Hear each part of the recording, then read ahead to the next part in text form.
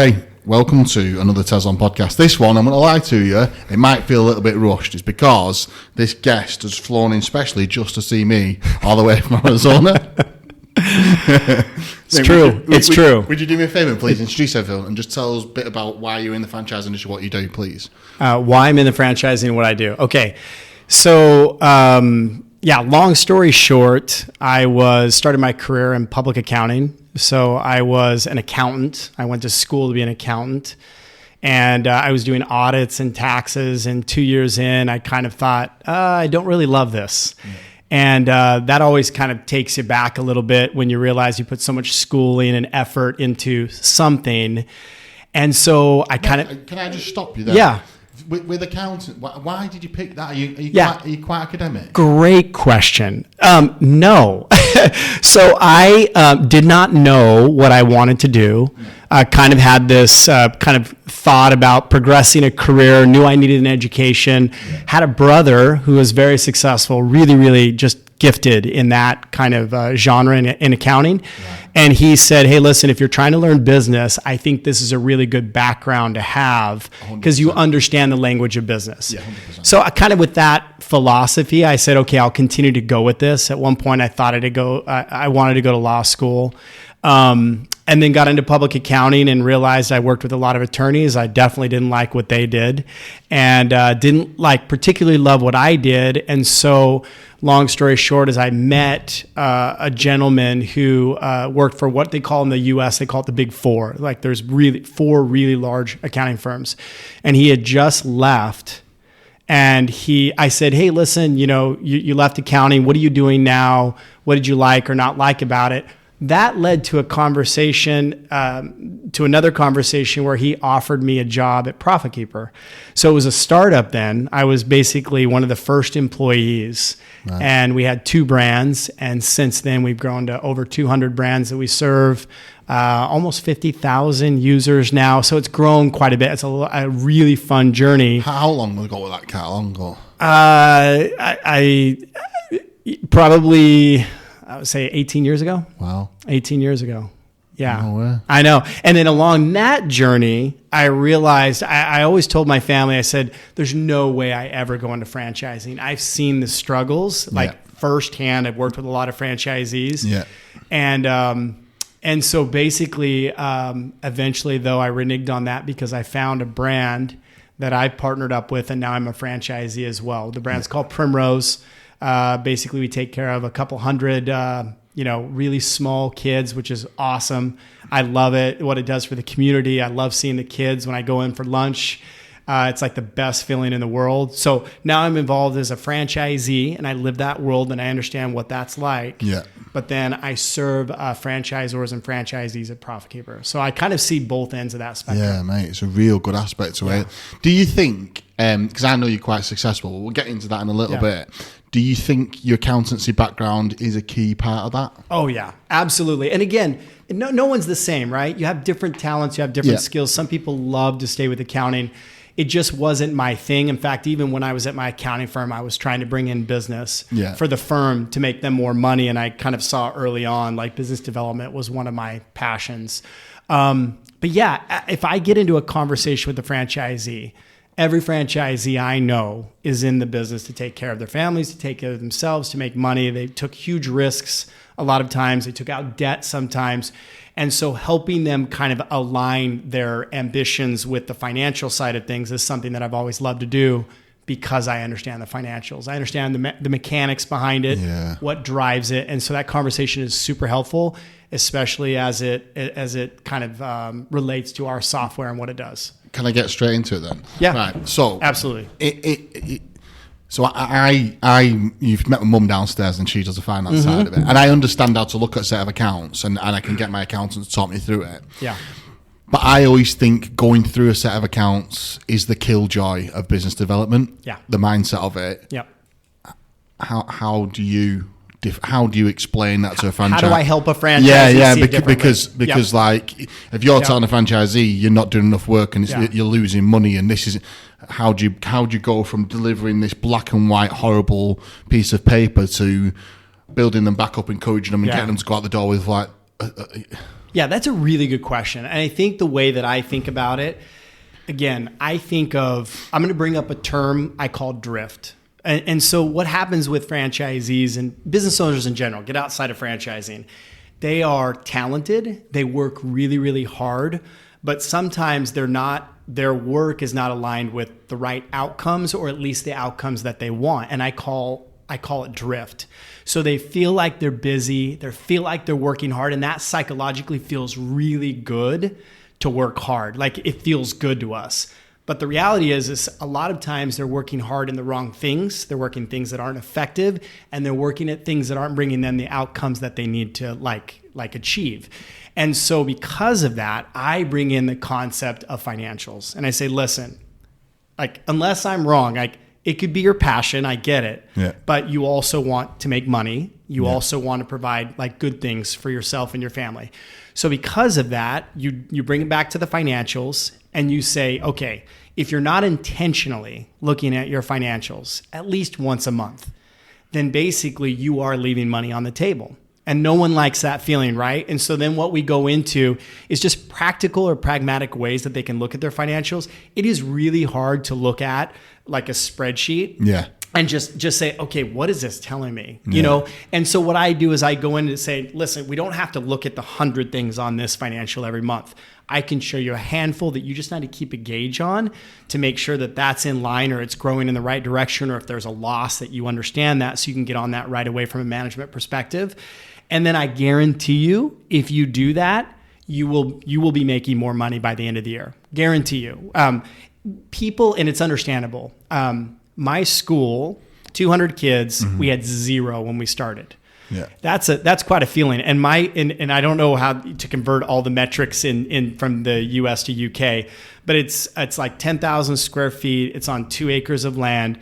Big schools, took a lot of debt to get in. And so I just see this loss every single month as we're building the school. And it's hard to sleep sometimes at night. And sometimes you don't even want to look at the financials. You led straight into this. We had this conversation when we had for Summit Suite, actually. I think it was Olympia.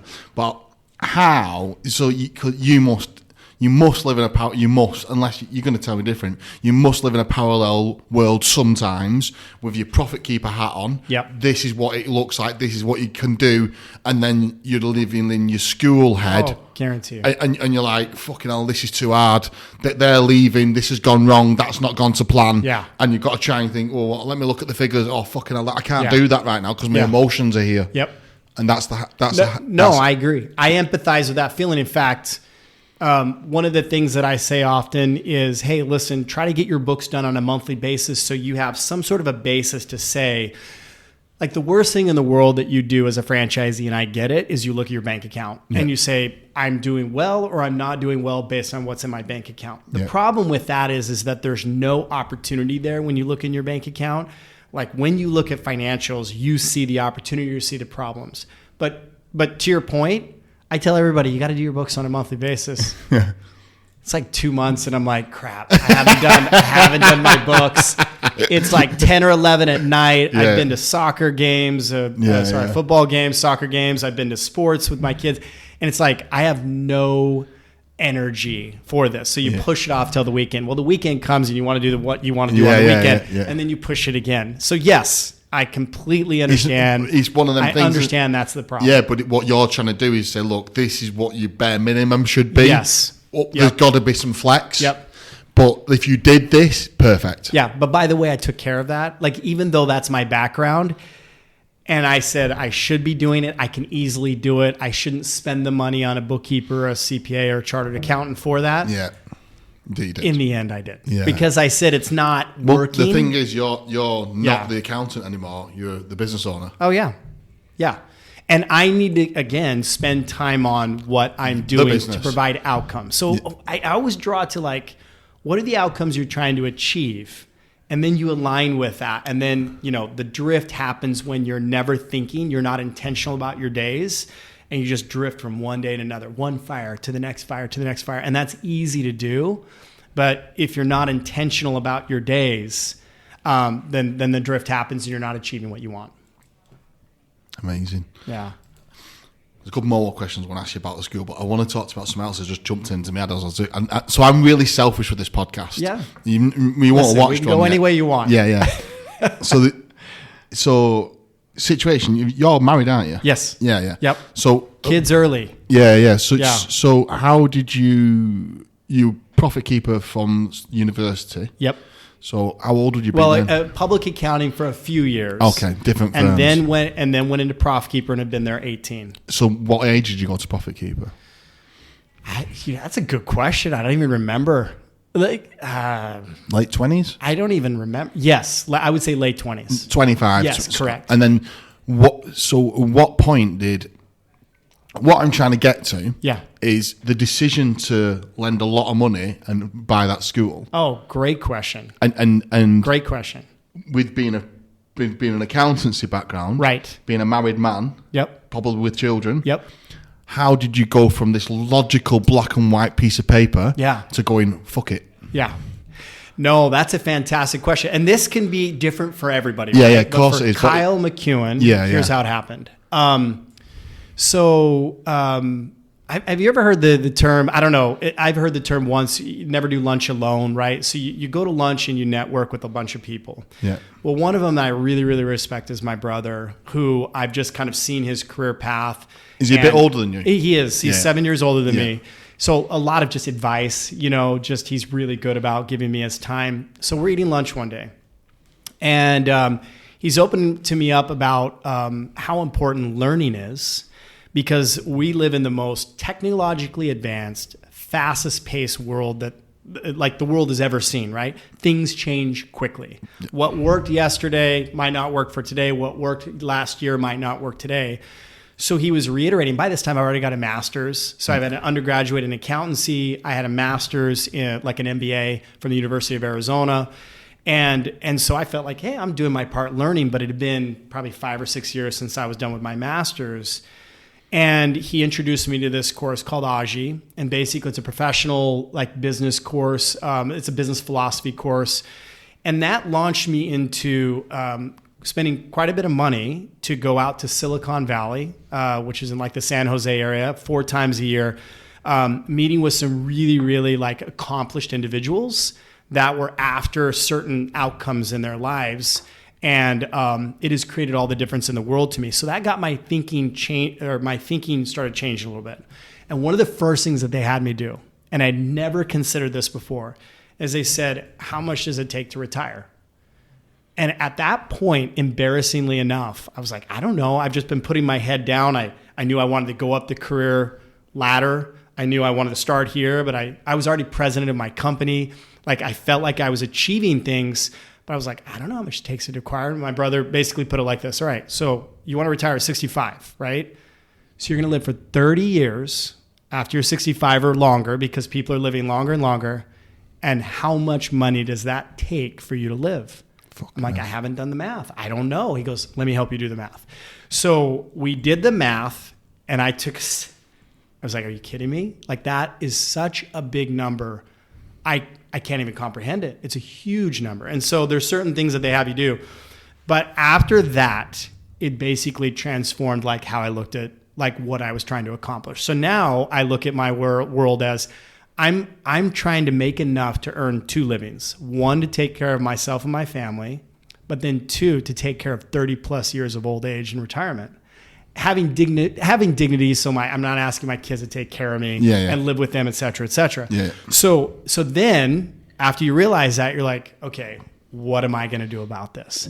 So I happened to be playing basketball one morning in San Jose, and a gentleman and I were talking on the way back before our classes started, and he was like, hey, I'm in franchising. And I'm like, oh, I'm in franchising too. What do you do? He's like, well, I work with a brand called Primrose. We do early education and daycare for youth. And that got me into a path of like, that's interesting. I love what that does for the community. We talked 2 years. I did research. I did research on the brand. I did everything about how much money you would potentially make. And that got me into my first location as a Primrose a couple years later for that express purpose. So the risk was completely aligned with what I was trying to accomplish. So that's why I did it. And then since then, we've become a multi-unit franchisee, and we're trying to open up another one right now. So yeah. Was there a tipping point then? Because you did, that's quite, what's the right word? Logical, isn't it? It's a logical way of doing it, isn't it? It's quite, you've not done it with your heart, have you really? Well, what I'm trying to say is, was there a tipping point where your heart got involved and was like, oh yeah, I love this because of this, and I'm going to make it work? Yeah, no, it had to align. So no, let me make sure I state that clearly.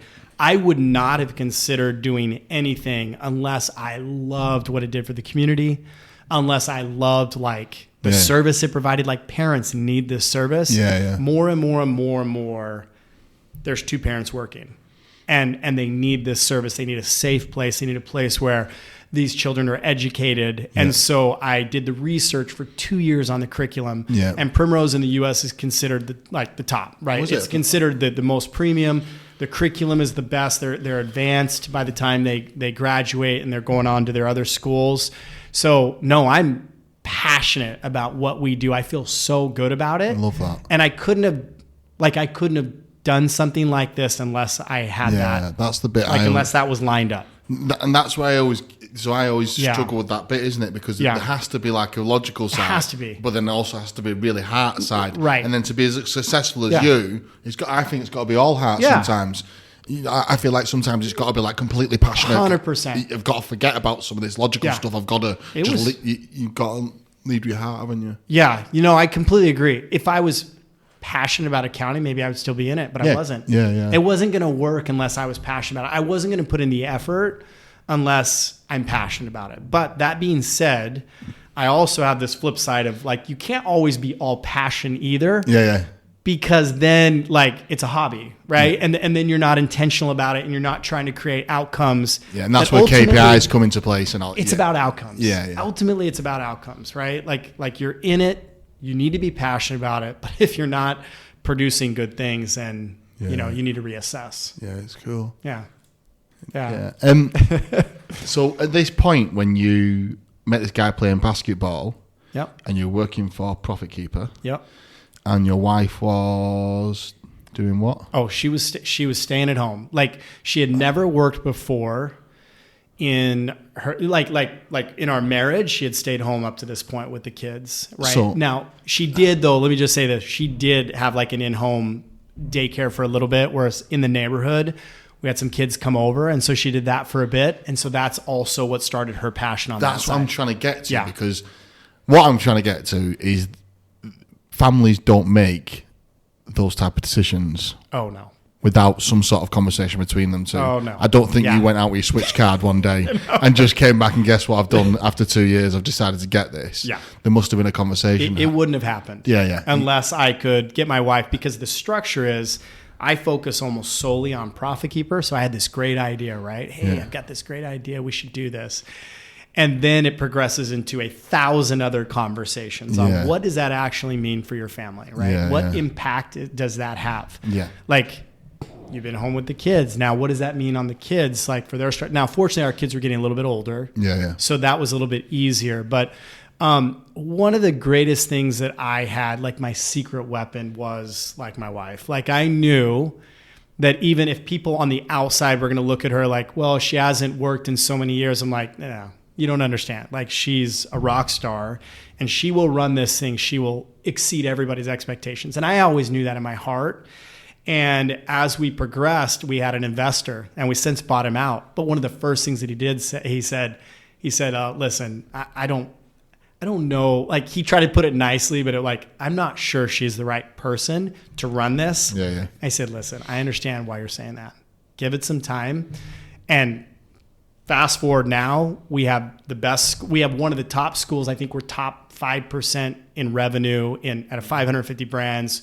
We're the best school in our state. We have a waiting list like crazy, but it's because of her. Like at the end of the day, I'm the nighttime CFO. I'm like an advisor. I try to help when I can, but it's all her. Amazing. And so that's kind of the key to success too, to have that spouse in that situation. Yeah, that's what I was trying to get to. And then the next piece is what is because I've been there and done it myself, is how do you cope as a family or not cope sometimes, or maybe you do cope and you just don't cope. Being a family, having a business, having. Oh my gosh, it turned our world upside down. Because what's important for me is to be dignified and honest and have integrity with my job. So ProfitKeeper is my role. So I, at all costs, that's my role. That's my first priority, right? You've been there a long time. It's passionate. Right. Yeah. And we've been growing it. We grew 400% last year, which is crazy. You want to see it through, don't you? Yeah.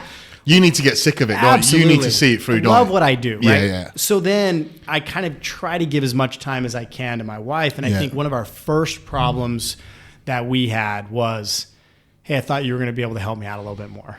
And that was a serious, that was intense, because that kind of epiphany was a little bit scary, because I'm like, you're right. I'm kind of disappointing you a little bit, that I'm not helping more. And that put an immense amount of stress on her, which was hard to see because she's not used to that, right? And then you have the kids things, and our kids are, oh my gosh, they're active. We are in a million sports, a million activities. So as soon as the day ends, it's just booked until 9 o'clock at night with other things. So we had to work through that. And there was, I call it different structures. One structure that worked previously was not going to work now. And so we had to completely change that, and we're still tweaking it. Well, it's having the ability to have that conversation, isn't it? That's the thing. That's the key, isn't it? Is not if you don't have the conversation, it builds up. Yeah, it's just within 3 weeks it's fucked. And it did build. It will do, of course it will. And then finally it came out, and we're dealing with it, right? Listen, you're not helping me. It was all a little I felt it was all on me, and I was like, but I had it with my missus. It was I was we're rugby club on a Sunday morning at 10 o'clock, and I was like, this is great, and the kids are great, but I've had a monster week and I've been away. This was my downtime. This was my absolute downtime, and I understand that, but I've got to be a little bit selfish here. And that took a few weeks to build up, and I was like, I can't fucking stand here doing this anymore. Yeah. I'm not going to stand here doing it. I understand why we do it. Yeah. I know the kids really enjoy it, but the detrimental effect it's having on me will eventually have a detrimental effect on the family. Can we find a new way? Yeah. And now they have taekwondo at a different time and do something different. Yeah, I love that. So I think it's having them open and honest conversations as early as possible as you can have them without trying to have an argument and just say, look, I don't want this to be an argument, but this isn't gelling. Yeah. I completely agree with you. Yeah, I completely agree with you. And I think for us, the way that I think about it is there's just fundamental human concerns. We got to take care of our bodies. Yeah. If our body breaks down, we're not good at work, right? Yeah. We got to take care of our family. If our family situation is not right, then we're not good at work. Yeah. But we have to be able to take care of work, or else we can't take care of our family. Yeah. So there's a lot of fundamental concerns that we have to take care of, and it's all this constant balance. So for us, it was this practical kind of situation of okay, the house isn't getting cleaned. We don't love coming home to a crazy, dirty house. So we spent money on a housekeeper, right? Different things. We didn't want to do that per se, but there were certain things that were important to us that we just had to change the structure to make it work. Yeah. And I'd still say maybe we're not all the way there yet. And I can only imagine we get our third. It's going to change, isn't it? It's going to change again. It's a consistently moving feast. Yeah, absolutely. I think it's just having that ability to be able to have them conversations. And I think it's so important. And I think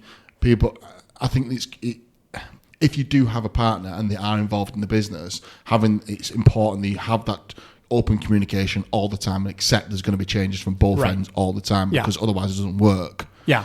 Because if you had a missus who complained about that, and it's tough. Well, I understand I know what you're saying. It's almost like you need to say, look, this is a problem, but this is a solution. This is what do you think? Not this is a problem. I'm going to consistently moan about it and it's going to break down. It's finding a solution immediately, isn't it? Or just having, can we fix this? And that's, I completely agree. Or else you're going to take that to work again. Yeah. And I say this lovingly, but I learned early on with my wife, I had all these great ideas, right? Yeah. And my wife would be like, yeah, don't tell me what to do.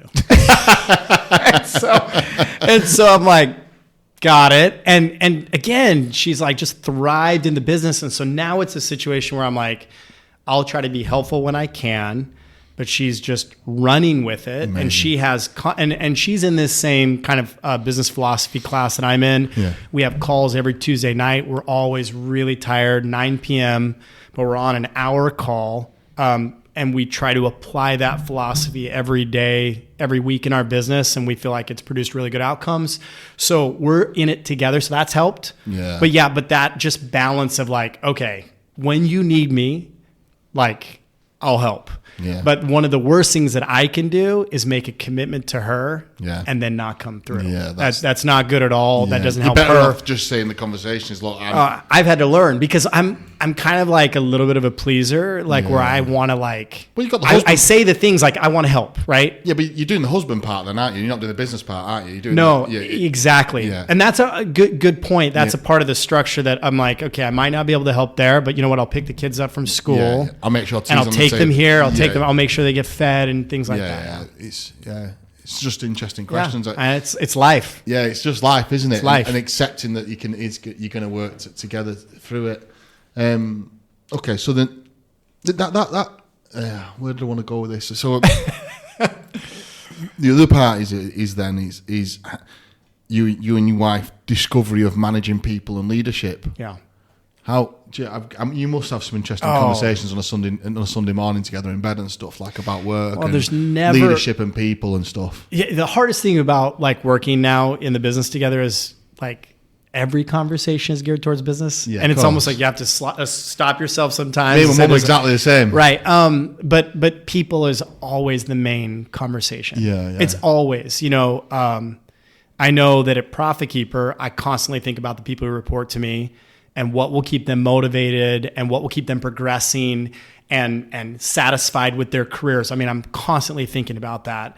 But it's no different at Primrose with our school. We have 45 teachers per school. And it's like every one of them has a situation. They have families, they have school that they're going to. And sometimes it's hard because some of our like younger employees too, they don't have a lot of life experience. And so you're kind of almost playing this parenting role sometimes a little bit when they come into your office. How to even have a job. Exactly, because that's the thing that we talked. Do you remember the conversation? You're hitting it. Oh my gosh! Do you remember the conversation now? It's almost when you take someone on new, even though they're a qualified teacher, and that's amazing. Yeah. It's just coaching them how to have a job. Yes. In a how to be reliable. Yeah. In a nice way. Yes. So we do it here. I take someone on who's obviously been brought up really well, can answer the phone, look the part, all that sort of thing. But mum and dad didn't teach them how to have a job. Right. And that's the bit that's the mad bit that you don't realise is that you're teaching them how to answer the phone, teaching them how to create relationships with clients, but then also turn up on time. This is how you operate. You do this, you don't do this. This is what you say. This is what you don't do. This is how you cope with stress. This is how you cope with, colleagues. Yes. All them bits and pieces as well as just the bit. I agree with where you're going with that, because one of the things that I have started to understand is I'm getting older, I'm getting some gray hair, and now I look back and I thought I could communicate well with the younger generation. And now I'm realizing there's some significant gaps sometimes in how I say things and how they're perceived. Yeah. And so a good conversation is even with my wife, she'll come in and she's like, listen, I had this conversation with this employee in the office. I observed this. I wanted to offer some quote unquote loving guidance, like, hey, here's what you're doing well, but I'm seeing these things in the classroom. The curriculum's not being implemented the way that it should be. Let's talk about that. Let's give you some ideas. And she thinks when that person leaves the office, hey, that went pretty well. And then we just find out that person just thought that they were the worst person in the world because there was some correction and they didn't take it well. And then it comes around on an employee review, things like that. We're constantly okay, how can we communicate this better? How can we communicate the why better? But it is a challenge. We do find it as a challenge sometimes. So we're definitely have some work to do. Is there anything that you and your wife do together to relieve the stress and chat about? Is there anything you do differently? Because you've got the boss badges, you've got the mum and dad badges. Yeah. Do you ever do anything? Kyle and what's your wife's name? Kate. Kyle and Kate. So I think for us, that's a really good question. So probably we can improve on this, right? It's tough on that, isn't it? Yeah. I've been there, that's why. I mean, because I'm on this podcast, I'm no one should think that I have the answer here. No. It's interesting because you're living and breathing it, aren't you? It'd be interesting to get Kate on and ask the same question, isn't it? Oh my gosh. It's such a tough question, isn't it, running a business and doing what you're doing? I'd love to hear her answer. I think in the conversations that we've had, I think what we've identified is we've never been busier in life before because basically we've got both ends of the spectrum. Kids are just in that stage of life where life is busy. Yeah. So for us, it's like, hey, let's take once a week by ourselves and are we always, do we always accomplish that? No. But we're trying to take once a week where we can just have some time, and then we have to be careful about, like, again, that conversation sometimes can go right into business, which often it does. And so just to kind of spend that time. Yeah, it's the way me and mum, because I'll take some stress off, just say, so me and mum cope with it that way. Is we'll allow a bit of time sometimes and just take the pressure off and say, we're going to talk about work, and we're going to talk about work for a while until we bottom it out, but then we're going to shelve it. Yeah. And I think sometimes that helps. Like, so for instance, I think it was Friday night, I talked to mum quite a lot. Friday night was tough in the business. Something happened in the business. It was a really tough day. And we bottomed it out Friday night. And then, when you need to put it away, leave it. So the whole weekend went on. And then I got home late last night and ended up sitting on the couch from about 10 till about 12:30, just revisiting it again. Yeah. So we both had time to think. And me and mum often say to each other, let's not talk about it, let's just think. Yeah. It's not like you cannot talk about it at all, because it might blip up in a conversation as the day's going on. You can't be that regimented. But like, you have a conversation, go, let's think about that, let's come back. Because if you're not agreeing, it's not working, or it feels too much, and then come back to it. And that's what we kind of did. We had a big conversation Friday. There was a lot of emotion around it and heat. Yeah. And then we didn't talk about it all weekend. I seen it at the weekend. So, we just didn't talk about that topic. And we were fine, and we had tea and all that sort of stuff, and we had a laugh and all that. But then I was like, can we just revisit this? Talked about it for 2 hours and then came back into work. Yeah. I don't know. No, I love that. I love that. I love that concept of thinking about it. Yeah. I think for me, again, just your human nature, Kyle McEuen, once again, I hate like spaces of conversation where I just want to fill it sometimes. Yeah. And so my mind goes so fast sometimes that words will come out in conversations. And I think that if you can be, more intentional about like just thinking about it, like taking some time, I love that strategy, and then coming back to it. Cause I know I've done this many times. I've been in an intense conversation, whether it's my wife or someone else. I've sat on it for a day, and then I'm like, I thought more about that. And then I offer up something else, right? Yeah. I either acquiesce, or I understand, like I can articulate maybe a little bit better what I was trying to say, that in the moment, I was just coming out of my mouth. That's what I mean. Sometimes I like that idea. Yeah. So me and mum always talk about sleeping on it. Just sleep on it. Yeah. Just sleep. Even if, and it frustrates me, Kyle, even more sometimes, because I'm very much like you. I just want to fucking sort it. Yeah. But even if when I'm in that mindset, now I say it. Now I'm like, nah, it doesn't need sleeping on. I'm like, sleep on it. And you know what? Most of the time I have to change what I do. Yeah, I agree. And I don't know why, but like, again, I talk about fundamental concern for your body. Late at night when I'm tired or I'm hungry or whatever, if my body's not aligned for that conversation, it's probably not effective anyway. Yeah. And so sometimes it's just better, like, get a good night's sleep. Yeah, work on it tomorrow. Yeah, be refreshed, be ready to talk about it tomorrow, Last piece, because I've chucked you into this podcast, but it's been good, mate, to talk about it. Is there anything that you do? Do you exercise? Absolutely. What's the kind of goal? Yeah, I call it my ADD medicine. What's that mean? Running. ADD medicine. What's ADD? Anti-deficit attention. Attention deficit. Yes, exactly. Attention deficit disorder. My mind goes really fast. I'm thinking about a lot of things constantly. For me, I start every day typically with a run or exercise. That's like really important to me. And what I'll do is I'll stretch, and I stretch for like almost an hour. Do you really? Because then it gives me time to read, to kind of meditate a little bit, like do the things that I want to do while I'm stretching. And then I'll go and I'll exercise. What time do you get up? Typically 5 a.m. Lately it's been a little bit later because sometimes I work out at the end of the day, and then that kind of affects the beginning of the morning. Swap it around, but if I had my preference, it's always 5 o'clock in the morning. Yeah, it's a good space time, isn't it? Yeah. Me and Kay got about time. By the way, I saw that you ran a 10K. Yeah, I've done loads of 10K. Yeah. The thing with the special part of that is, obviously I told you before that I'm getting separated from my wife at the minute, and it's quite a challenging time. And if you've never done it, don't do it. It's horrendous. But so I suffer quite badly with anxiety. You've seen me talk, and you've seen what state I was like. And going through that anxiety piece of going new places, meeting new people, big crowds, I really struggle. Like so I was driving up the M6, which is the major motorway in England, and I was near Preston, and I was like, I'm going to go to the hospital because I'm actually in such a bad state. Mm-hmm. I think I'm going to have to go to A&E. Yeah. And I was like, I just slowed straight down. I was trying to catch my breath. I opened the windows. I put some music on. I stopped at the services, got some food. I had a minute. I had a water on the car park. Went to the toilet.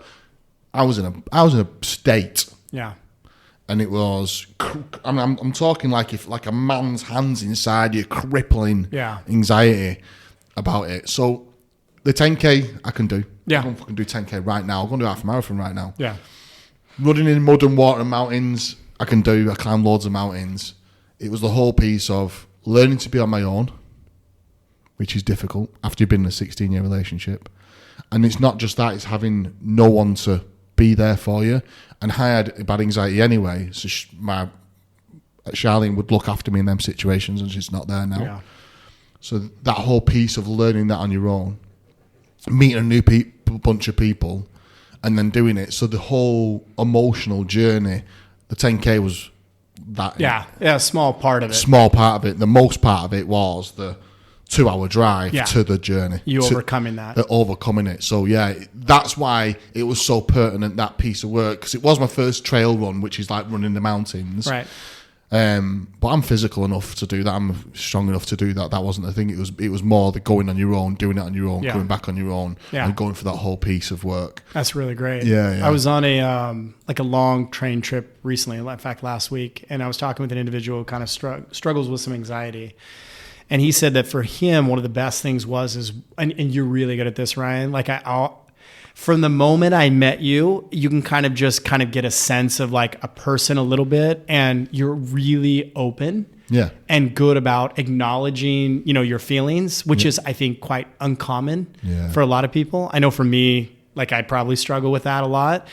And so I think there's something my friend was saying just about acknowledging, like, hey, I've got this, I deal with this, right? Yeah. And that acknowledgement, and then speaking that to other people so they understand it, so you can kind of talk about it a little bit. I think that's huge. They call it a toolbox, that, Kyle. So having a toolbox of people, like it's almost like you have a toolbox with you. Yeah. And I when I'm going through whatever, I'll just open a toolbox and go, right, okay. Yeah. What do I usually get? I know like 2-litre bottle of water, so I'll specifically go to a garage and buy a 2-litre bottle, not a 1.5, not a 1, a 2-litre bottle. It's that psychological shift of, right, I'm going to start fixing myself now. Correct. And it's like, pick the bottle up, drink it. I mean, I'd be crying my eyes out. I could be in a fucking state, shaking and whatever, start drinking the water. Okay, we're getting here. And it's that piece of work. And Kay's like one of my number ones. So I'll ring Kay. Kay's had it everything off me. Yeah. More than a girlfriend would or a wife. Like she's had it all. And then I've got another few people, and then my mom and a few other people that I kind of just, it's not a case of, love that.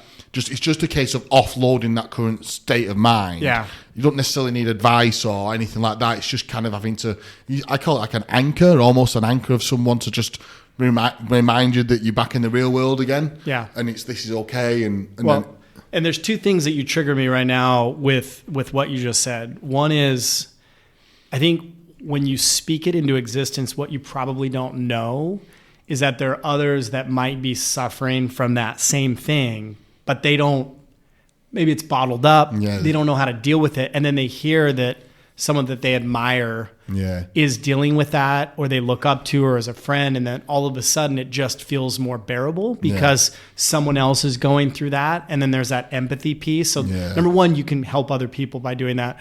But the other thing is talking about just kind of like how you deal with it or cope with it. It was a while ago, but I was like a youth group advisor. Like I was just asked to help with like 14 to 16 year olds. And I get a call one day, and the parents are like, hey, our son is struggling with a bit of an addiction. And we scheduled a meeting with the psychologist. Could you come and be there as a support system? And I'm like, yeah, sure. So I like lunch work that day. I drive down and I'm with the family, just kind of being there for support, not offering much. But it was really interesting to hear the psychologist say, when you are struggling with something like that, and you're at the point where it seems unbearable, the first thing that you do, or that is a tool, is to reach out to someone that you love, because that feeling is so powerful, or that you trust or whatever, that can actually mitigate that. Yeah. And so you reaching out to Kay or a friend, literally what that's doing, it's almost like medicine. It's helping with that situation. It's a massive one, that. It's an unusual piece of work. But that's... So back to the 10K, it's interesting you do running, and so you get up in the morning, do some stretching, bit of music on, reading or whatever. And ran this morning in the rain. I thought I live in the desert. I'm like, I don't know if I'm going to run in the rain. I'm like, yeah, I'm going to run in the rain. It's great. It's amazing. I love running in the rain. But so then it's a misty rain here. It's like a different rain. Yeah, it gets you really wet, they call it. It's like in Arizona, we have like by our pools, we have what they call a mister. So it sprays out a mist of water so you can stay cool, because it's 100. It's like really hot. And I feel like that's just what's around here. It's just a constant mister. Yeah. But it's kind of fun. I went to, I can't remember where it was. I went in Arizona, but I spent quite a lot of time in Arizona. I think we went 3 weeks holiday there when I was younger. I was about 15 or something like that. And what time of the year was it? It was boiling hot. Oh, summer. Okay. Boiling hot. Yeah, 3 months it's going to be hard. Yeah, it was boiling. What's her name now? There's a girl called, she might go mad because she's called Nicola Peterson, was the girl that I got talking to. I ended up kissing her when I was about 15. You always remember that. Yeah, you always remember the girls, don't you? Still got her on Facebook, Nicola. AZ. Yeah. But, and my brother, he made friends with two lads who's about the same age as him, and called Dusty and Brad. Yeah. And they were driving a big truck with a gun on the back and the horns on. That's a big deal. In Arizona, trucks are a big deal. Yeah. And then my dad bought the hat and the boots, and mum bought Okay, I don't wear a cowboy hat, but just hats and boots. I mean, there's so much open land and mountains. Yeah, it's amazing. We went off somewhere. My dad got arrested because you're not supposed to drive off the dirt track or whatever. Yeah, it was a long time. Sounds like a pretty amazing trip. Yeah, it was a lot of fun. It was. We went to Vegas and we did everything else. And yeah. By the way, Vegas probably isn't the best representation of the U.S. No, it's just not. So you know. Yeah, we only did 3 days there, and we were kids as well. So I'm laughing. Yeah. Which, by the way, are you coming? And we're on the podcast. So are you committing to come to IFA next year? I spoke to Mum. I said I'm going to come next year. Okay. Yeah, I'll come. I'll try to line you up if there's any other opportunities. Yeah, it'd be nice, wouldn't it, if we could do that? See if you can speak. Yeah, that'd be ideal. Yeah. But we'll get there. I'll be honest with you, mate. I think I've covered everything. I'm not actually looking at the clock, but it's worked out really well. Thank you for coming. Yeah, it's a privilege. Like, it truly is. I love seeing what you guys are doing here. Me and you hit off since the second I met you. Absolutely. Yeah, no, it's nice to meet someone similar age bracket with family, trying to get through, create a business, create themselves a legacy. It's nice, isn't it, mate? Absolutely. Yeah. Again, franchising is a community. Yeah. And everybody makes everybody stronger, to be honest with you. Yeah. And so that's how I've always looked at it. So iron sharpens iron. Absolutely. Yeah. And what you do is so important anyway in society. Yeah. It's needed. I mean, there's the population is getting older and older and older, and so, what you do is amazing. Tezlom's a beautiful little business. I love it very much. It sounds like the same with Primrose. It's nice. Yeah, absolutely. Thanks, mate. Yep. That's it. It's done. I've got a burning question. I'm really sorry I need to ask it. Yeah, go on. It's never happened. Yeah, go for it. What would you tell all the children, knowing what you know now from your life? What piece of advice would you make sure that they are taught, they learn, they know it, they can... What would that thing be? Sorry. Wow. No, that's okay. It goes back to kind of our logic plus passion, right? What I would say is education is key, but be careful that common education brings, like I say this all the time, common brings common results. Uncommon brings uncommon results. So think about that and how you apply that in education, but also in work and everything like that. If I'm going to go to work and I'm going to be common, My superiors are going to view me as common. The market's going to view me as common, and I'm going to get priced accordingly, and I'm just common. But if I'm uncommon, uncommonly good, like there's something different about Ryan, like there's something different about his business. He does things that not other people do. Guess what? You get uncommon results. You get uncommon pay. I think the same goes for education. Like you cannot just rely on just one-time education. No. It's a lifetime of learning. Like once you get done with education, you still have to learn. In our industry, we're still trying to learn how to effectively use AI, ChatGPT, all those things for like the betterment of the business. Well, that's more learning. Yeah. And so what I would tell, if I was telling kids, I'm like, it's a lifetime of learning. Yeah. Don't look at learning as a one-time checkbox. I went through, they call it primary school right here in the UK or whatever, high school, then uni.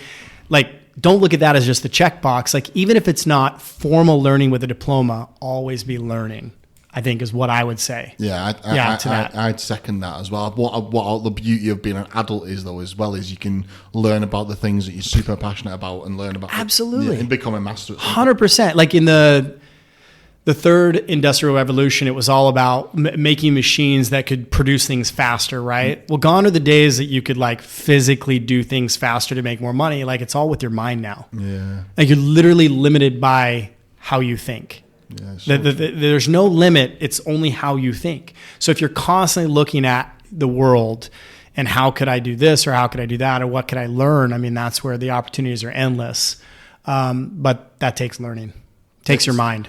Takes learning. It also takes massive amount of self-awareness, Kyle, doesn't it? Like you have to be self-aware of like your own limitations. Yeah, you have to be out of drift. Yeah. You can't just go from one fire to the other and then one day bleeds into the next day and bleeds into the next day and then you look back and you're like, what just happened? What did I do? It has to be intentional. What am I after? What are the outcomes? And unfortunately, like then there's knowledge gaps.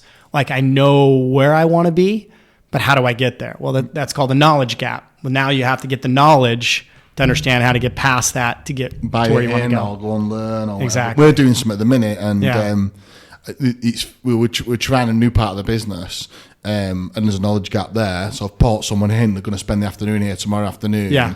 And then there's one or two people think they know parts of it, but you know when yourself you think it's not enough. Yeah. It's not enough. Absolutely. What the information they've got isn't enough. So what I'm trying to do is I'm going to crack this walnut with a fucking sledgehammer, not just a normal hammer. So your knowledge is great, and I understand there's an appetite there. But I'm going to get someone in, I'm going to buy it, and then I'm going to fucking beat it to death. Oh, absolutely. Because what's the ultimate proof of knowledge? Someone who's done it. Exactly. Yeah, you could say that you know it. Like I could read how to operate a ship, right? An airplane, right? I could read it and say, I've read it, and that makes sense. I understand it. But I don't know it until I can actually fly a plane, right? And so knowledge... The ultimate proof of knowledge is that you can do it. You can perform whatever that is. And that's why I call it, there's knowledge gaps everywhere. And we just have to be self-aware. I love that term, that we have a knowledge gap. So I don't know how to do that. Okay, that's a knowledge gap. Where do you get the knowledge? Do we rely on our networks? I don't need to know how all the ins and outs of being an attorney because I have someone in my network that can help me out with that. So it's networks and knowledge. Have you got any more questions? No, that was it. Yeah. Mate, thank you Great so question. much. Cheers. Yeah. Done. Cheers.